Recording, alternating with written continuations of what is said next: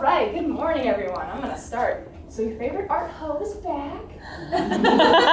And she's gonna talk about a debate that I have been dealing with since my freshman year. So essentially I've written papers, I've done research, I've dealt with this topic for 4 years.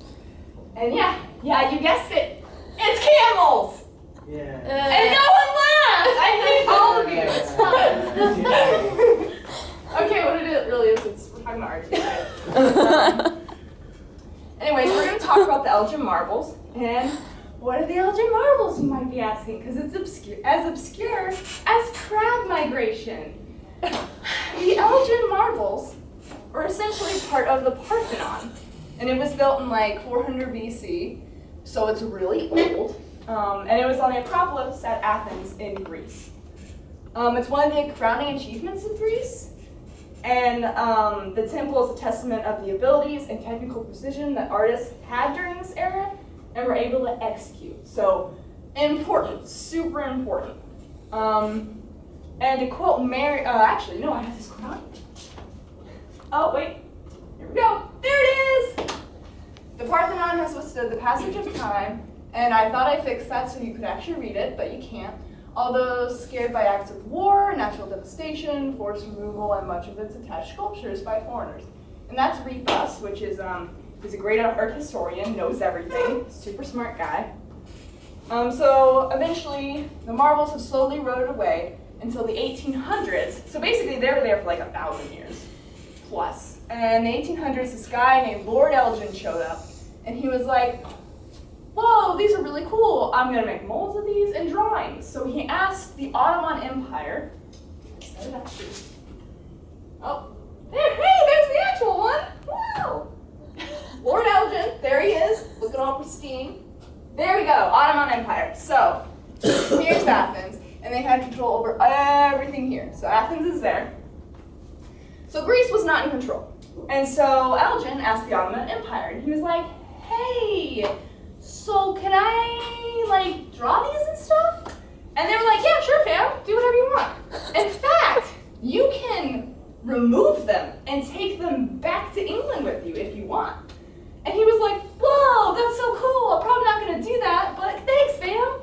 And so he had not planned on removing the marbles. But due to their poor condition, because they were in not great shape, he removed 247 feet of just friezes and pediments and everything. So, and then in June 1816, he sold them to the British Museum. So, long story short, Elgin has the marbles, took them, Ottoman Empire was like, yeah, take them. He was like, cool. So, now Greece wants them back though. And that's where the debate comes in. I have a really good quote. What he took, that's what he took. Whoa! The debate! Did Lord Elgin have the right to take the marbles from Greece? And does the British Museum have an moral obligation to return them? That's the debate. And I think, gotta put that on the next slide. I think the marbles need to stay in the British Museum. And here's why. Let's see if someone else. Was it legal? There we go. So let's start before we get into should they return or should they not? Was what Lord Elgin did legal?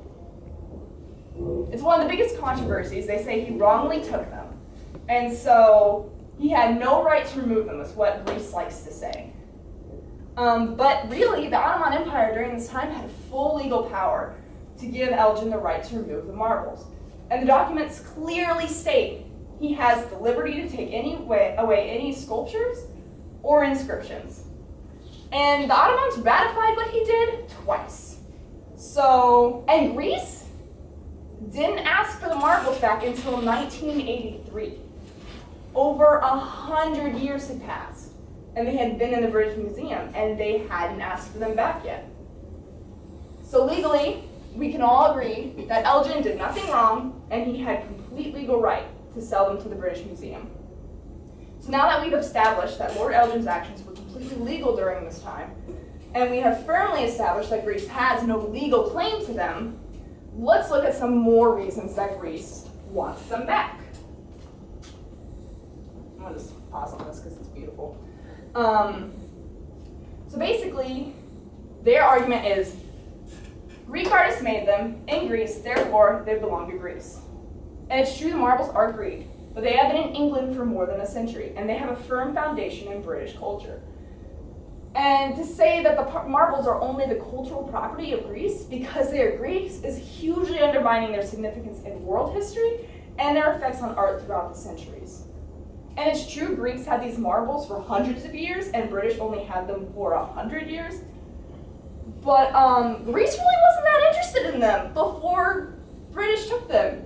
In fact, the Parthenon blew up in 1687 when it was being used to store gunpowder magazines. And no one bothered to clean it up until Lord Elgin came along 100 years later. And there's many documents that tell us Greeks often would pick off pieces from the Parthenon and sell them for money. So based off of the past acts of Greece, it's real cool. What was that? Okay. It's clear that they didn't really care for them too terribly much until recent times. So anyways, and returning them back to Greece would set a precedent, probably, that would say all the art needs to return back to its original country, and that's just not gonna fly. Anyways, I encourage all of you to go onto the British Museum site and donate or become a member of the British Museum and support them in their decision to keep these marbles.